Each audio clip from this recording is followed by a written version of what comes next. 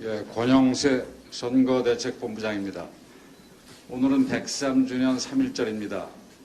3.1절을 앞두고 백범 김구 선생의 장손인 김진 씨를 대표로 독립운동가 후손 63분께서 시국선언문을 발표하셨습니다.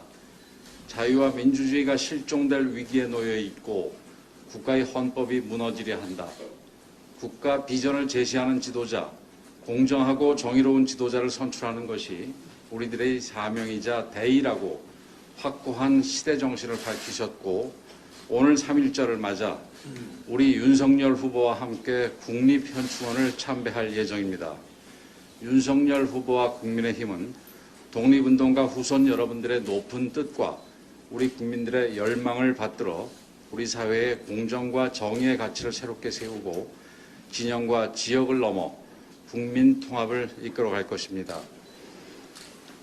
대장동 서류뭉치에서 참으로 충격적인 진실들이 드러나고 있습니다.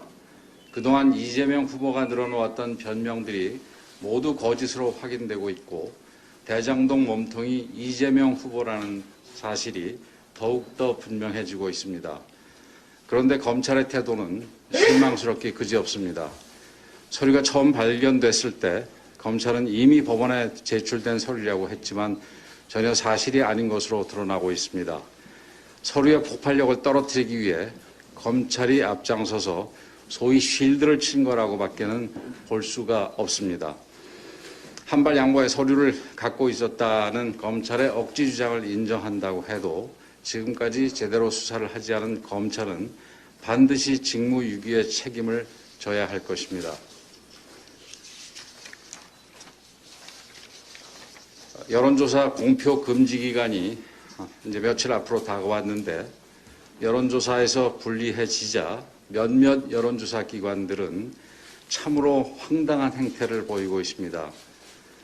어제 한 여론조사 기관은 정말 희한한 여론조사 결과를 내놓았습니다. 그동안 쭉 해왔던 ARS 조사에서 우리 후보가 앞서는 걸로 나왔는데, 그러자 한 번도 하지 않았던 면접 조사를 같은 기간에 실시해서 이재명 후보가 앞섰다고 발표했습니다. 추세가 중요한 여론조사에서 갑자기 기존 조사 방식이 아닌 다른 방식으로 조사를 진행하는 것은 이해할 수 없는 일입니다.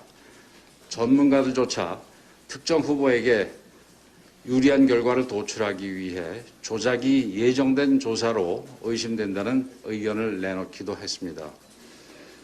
또 민주당 청와대 행정관 출신으로 여론조사기관 대표를 맡고 있는 인사가 윤석열 후보를 노골적으로 비난하고 청년들에게 이재명을 지지하라는 반말 꼰대 글을 SNS에 올린 일도 있었습니다. 여론조사 기관이 아니라 여론 조작기관의 대표임을 자인한 셈입니다. 2030 청년들이 반발이 거세지자 그는 스스로 글을 내렸다고 하는데, 우리 청년들을 우습게 보고 버린 어이없는 일입니다.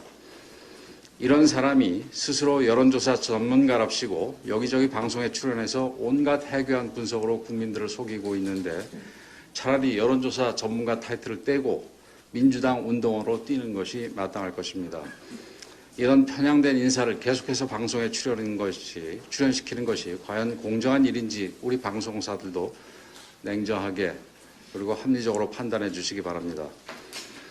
마지막으로 우리 국민의힘은 러시아의 불법 침공에 결연히 반대하고 우크라이나의 평화를 지지한다는 의미로 어젯밤부터 당사에 우크라이나 국기색인 파랑과 노란색의 조명을 켜고 있습니다.